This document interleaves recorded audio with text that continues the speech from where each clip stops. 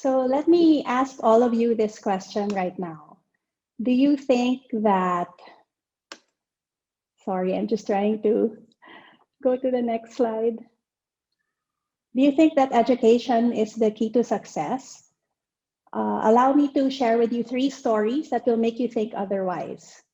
So first, here's Angela. She's in her high school graduation. This is her. She graduated valedictorian. And naturally, as a valedictorian, you're offered many college academic scholarships. But 8 years later, here she is. She's in her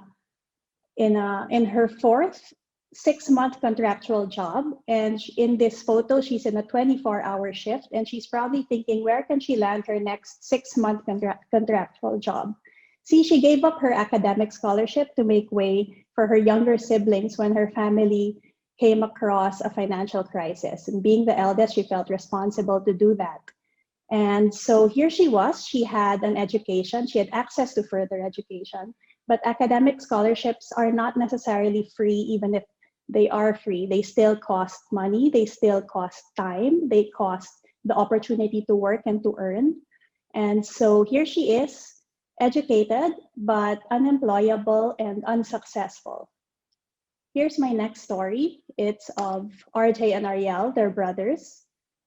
They're both high school graduates, and their father is this very noble taho vendor who sensibly told them that they simply can't afford a college education.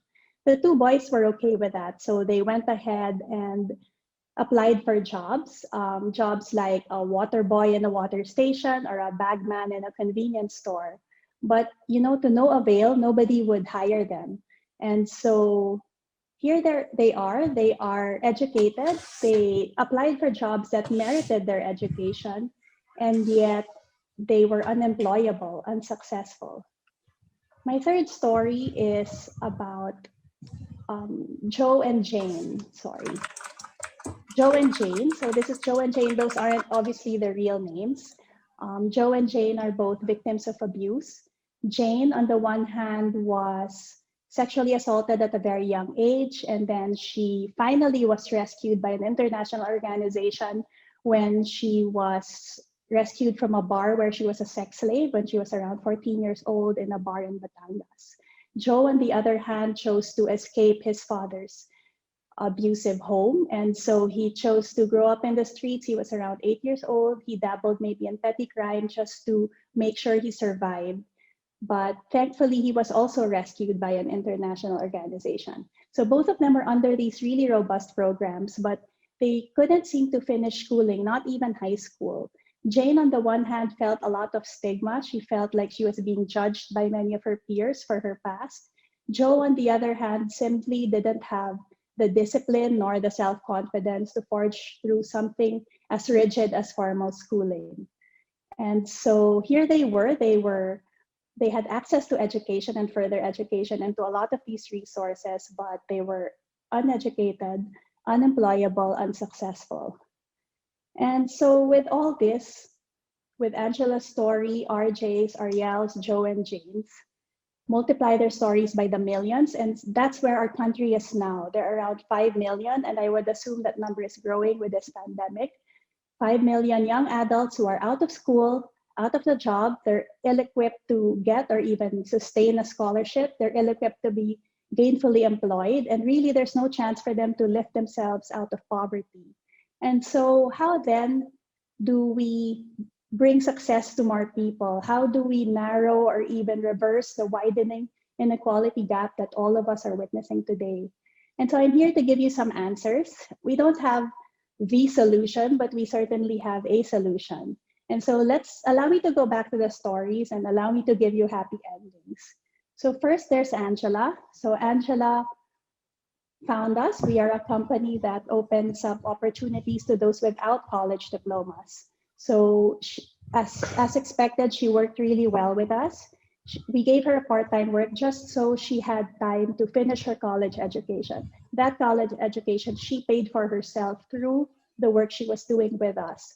And as expected, because she's a very bright girl, she graduated with full colors, cum laude. And after she graduated, she chose to stay with our company. She's now a business manager. She's a certified life coach. She sits on the board of our nonprofit, and she recently had her baby with her husband in a home that she bought herself. As for the brothers, they found us as well. Sorry, photo's not coming out. As for the brothers, they found us as well. There's no photo, but they um, they worked really well as expected also with us. They did okay in school, which was fine. It's not an academic scholarship, and so they didn't have the pressure to maintain a certain grade. But along the way, we also recognized some gaps that we needed to fill in to help them. So we taught them things like financial literacy, even professionalism, public speaking, sexual health, and whatever else we felt they needed to succeed to be self-reliant. And so they both finished college. That's their father, the taho vendor. They're both in secure and tenured jobs, and they're both earning well above minimum wage.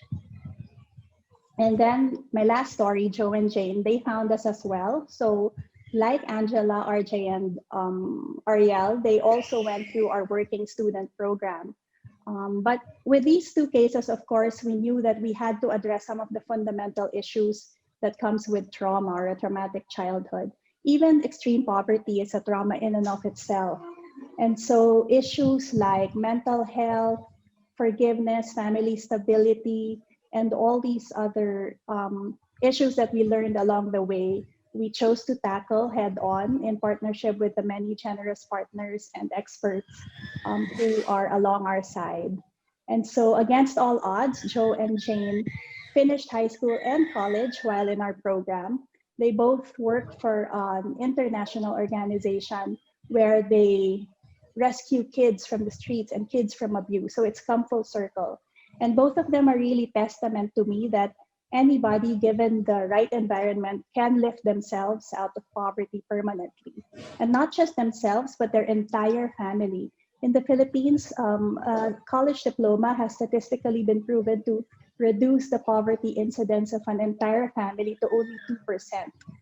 So that's one single diploma to cut the generational and systemic cycle of poverty that ails many, many millions of our families today. So maybe education is the key to success, yes, but I think that this key can only work with other keys.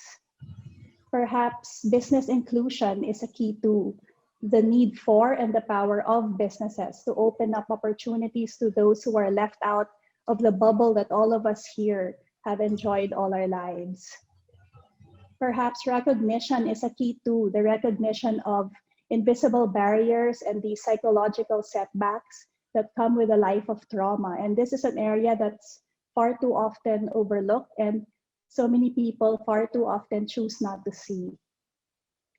Perhaps courage too is a key, courage of individuals and of groups to tackle age-old issues with new, creative, and uncharted ways. So let me leave you guys with this photo. It's a photo taken before the pandemic, where this is my company, where half of us are made up of these at-risk young adults who are ridden with issues and setbacks. But all of us have a team, have come together and chosen to address together. And the young adults in our program, they really thrive. Our dropout rate is miraculously below 5%. And almost 100% of our graduates are successful in tenured jobs. And the crazier part is that we have a business that's also thriving despite all this. You know, any businessman would really wince at the thought of running a business where half of us are young adults in this predicament. But here we are, we're a growing brand. We have fiercely loyal customers. We have a purpose-driven team, and we have a deep resource of experts who are from different fields who are always willing to help grow the business.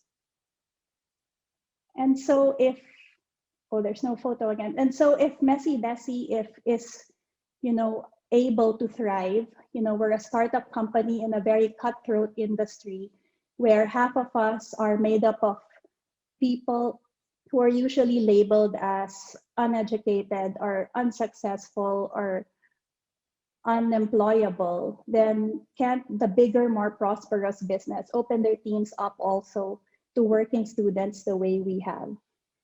See, in the Philippines, there are around 40 million of us in the workforce. So if these workforces even just open 12% of their teams to working students, that's enough pathways for 5 million young adults who are displaced right now. 5 million families have the chance to lift themselves out of poverty permanently from this very tried and tested viable program that we've designed.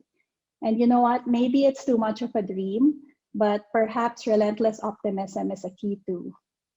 Thank you very much for your time.